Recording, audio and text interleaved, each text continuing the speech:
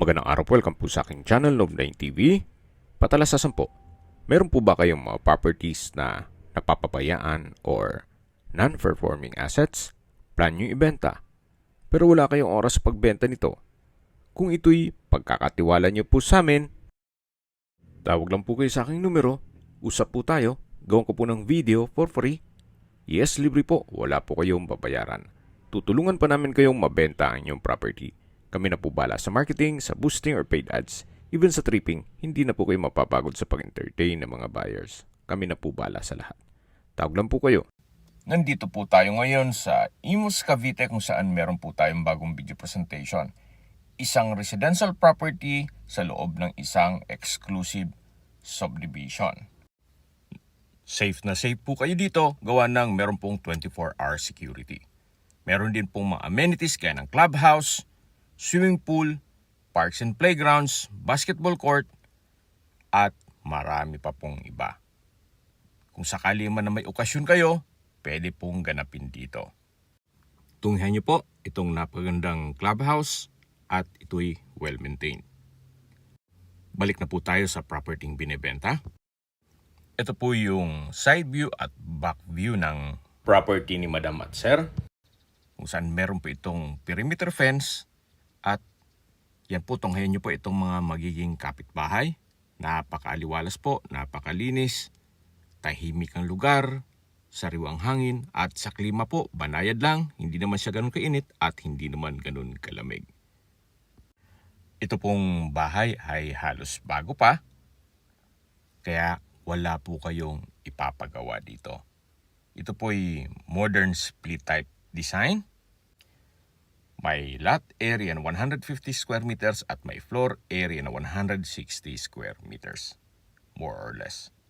Sa first floor po ay mayroong porch, living area, dining area, kitchen, common toilet and bath, 2-car garage, stock room, laundry or service area, at may lanay. Sa second floor naman po ay may 3 bedrooms, 1 family area, toilet and bath, at may terrace. Ito pong ceiling sa labas ay spandrel ang ginamit at stainless ang gutter. Lahat pong door jamb o amba ay bakal na po. Meron din po itong built-in na glass window at sliding door. Then double level po ang kitchen nook. Ito po yung covered carport o garahe na kung saan ito yung naka-tile flooring at dito naman po ay meron pong setback.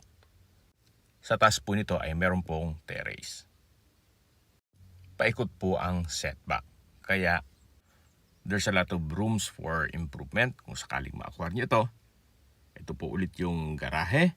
Then dito po yung stairs papunta sa main door. At dito naman po ay may setback din. Hanggang sa dulo yan, paikot. Then naka-concrete fence. Ito po yung side view ng bahay. At iikot po tayo para ma-check yung service area. Ito po yung open lanai. Then yan po yung sliding glass door. At dito naman po ay malaki pa ang espasyo. May mga dog cage po sila, which is tatanggalin yan once na ma-acquire nyo ito. Then dito naman po yung natanaw nyo kanina at sa dulo yung garahe. Yan po yung side view. Tunghayan nyo po. Pulido po ang pagkagawa. Ito po'y owner's built kaya hindi po tinipid. Siyempre may follow-up question, ba't binibenta o reason for selling? Meron lang pong pagbabago sa kanilang plano. Kaya i-let go nila ang kanilang dream house. So ito na po yung stairs na kung saan may malit na terrace. Then high ceiling po ito. So mula po dito sa baba, elevated po itong bahay. Then yan po yung corner glass at ito po yung main door. Yan po yung harapan ng bahay na kung saan pwede nyo pong gamitin. Basta wag lang yung concrete structure. Kung marami kayong sasakyan, pwede pong mag-park doon. So welcome po dito sa bahay ni Madam at Sir, kung saan ito po yung living area o salas, then double high ceiling, may chandelier, naka-tile flooring, at meron pong glass mirror. Tungkol naman po sa mga kagamitan, hindi po kasama yan. Bare lang po ito. Meron po itong corner glass window. Then may mga outlet sa gilid nito. Yan po yung hagdan na papunta sa mga kwarto. Ito pong hagdan ay naka-wooden staircase. Then metal po ang handrail at railing. Then dito po another stairs na may access papunta dito sa dining area. May customized awning type window. Then naka-tile flooring. May drop lights. At dito naman po yung formal kitchen. Malaki naman po ang espasyo nito. Then naka-tile flooring. May breakfast nook at kitchen countertop. Mula po dito sa kitchen, yan po yung access door papunta sa covered carport. At ito yung common toilet and bath. Mamaya po ikutan natin yan. Ito po yung formal kitchen. Kompleto na po. May kitchen countertop, kitchen window, double stainless sink with faucet, wall-mounted cabinet, at storage ng kitchen utensils. Mula po dito sa formal kitchen, check na natin itong common toilet and bath, kung saan ito'y naka-tile bathroom wall, may bathroom countertop, hand basin, vanity mirror, overhead shower, exhaust fan, high ceiling na rin po dito, at meron din po water closet with bidet. Labas po tayo. So mula po dito, yan po yung tinutukoy ko na access door papunta dito sa garahe. At sa dulo po yung main gate. Then dito naman po ay yung storage room, na kung saan napakalaki pa po ng espasyo dito para paglagyan ng inyong mga kagamitan. Naka-tile flooring na rin po ito at meron din pong ilaw. Hanggang sa dulo po yan. Labas na po tayo. So yan po yung storage room. At mula po naman dito, pabalik po tayo sa loob para check natin ibang parte nitong bahay. Yan po yung access door at ito po yung common toilet and bath na kung saan na-present ko na sa inyo kanina. At ito po yung formal kitchen. Dito naman po yung dining area. Then yan po yung sliding glass door na papunta sa open lanai. Actually, dumanat po tayo dito kanina. Ito pong concrete fence ay paikot na yan. At ito naman yung daan papunta sa harapan ng bahay. Balik na po ulit tayo dito sa loob para ma-check natin yung mga kwarto sa second floor. So mula po dito sa dining area, meron pong stairs na kung saan ilang steps din po ito papunta sa living area o salas at matatanaw natin yung main door na kung saan yan po ay sliding. Then another stairs na papunta naman dito sa second floor. Samahan niyo po ako, akyat po tayo. Ito naman yung hallway na papunta sa mga kwarto. Check po natin itong first bedroom. Sa spasyo, sakto lang. Hindi naman siya ganun kalit at hindi naman ganun kalaki. Meron pong customized awning windows. Then meron pong access door papunta sa terrace. May center lamp, pin lamp, at ito'y naka-tile flooring. Meron din pong wardrobe. From floor to ceiling po yan. Meron po palang iiwan si owner na 2 bed at 2 aircon. Baga for free na po yon. Ito po yung access door papunta sa balkonahe o terrace. At mula po dito matatanaw natin yung bakanting lote na kung saan pwede nyo pong gamitin yan. Kung maraming sasakyan, pwede po kayong mag-park dyan. Actually, pwede rin pong magtanim. Huwag lang pong lagyan ng concrete structure. So balik po ulit tayo dito sa loob. Ito po yung first bedroom. Tunghayan nyo po bago tayo lumabas na meron din po itong wardrobe. Labas na po tayo para check natin yung ibang parte nitong bahay.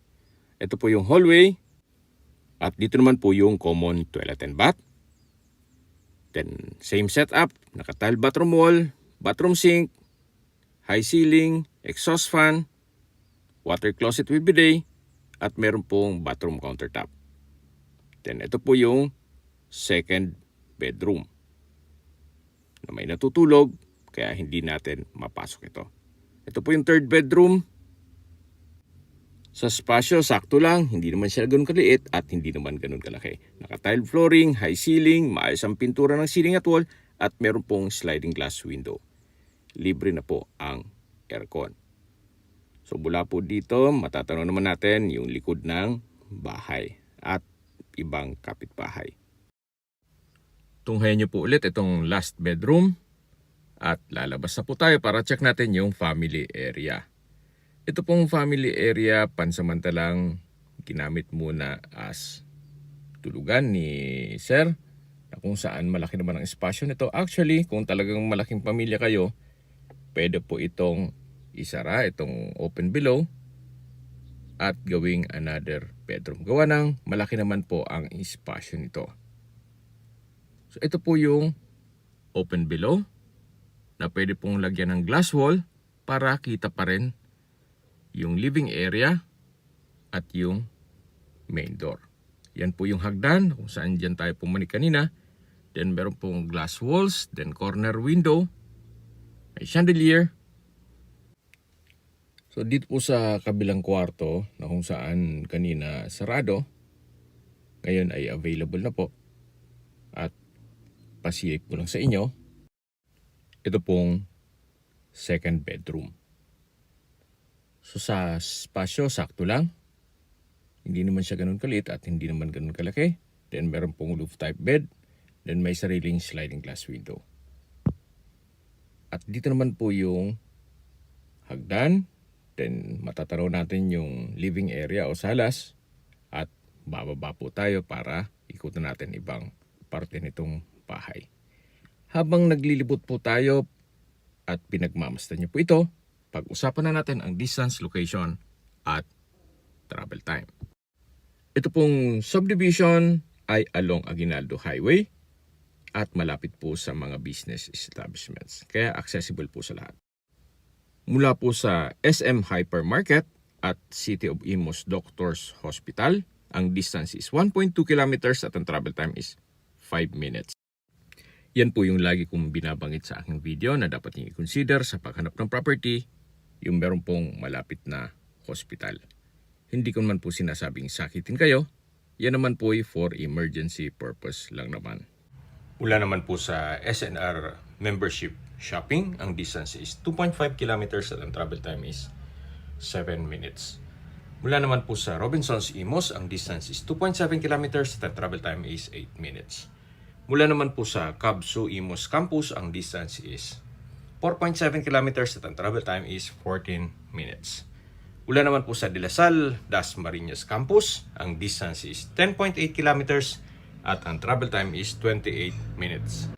Mula naman po sa Manila o sa airport, ang distance is 20.1 kilometers at ang travel time is 43 minutes. Sa presyo na po tayo, binibenta po ito ni owner sa halagang 9 million pesos.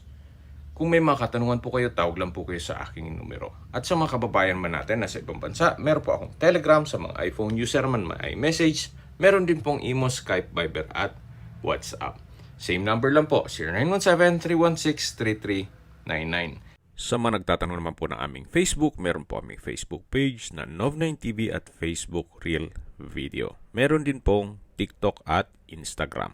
May ibang YouTube channel po kami, the Nov9TV channel, Nov9TV Listings, Nov9TV On The Spot, Nov9TV Updates, at Nov9TV House Rental. Sana po naibigyan nyo ang video presentation. Paki-like and subscribe na lang po sa aking channel para ma-update din po kayo sa aking future listings. Kung sakali po hanap nyo yung mas malaking sukat ng lupa, meron din po kami ibang listings na pwede nyong pagpilian. Huwag po kayong mag-atubiling tumawag sa amin. Then, let us know your budget para malaman namin kung anong property pwede naming ilog sa inyo. Sa lahat pong viewers, subscriber at nagtiwala po sa amin, salamat po sa suporta. Ingat po kayo lagi at yung pamilya. Maraming salamat po.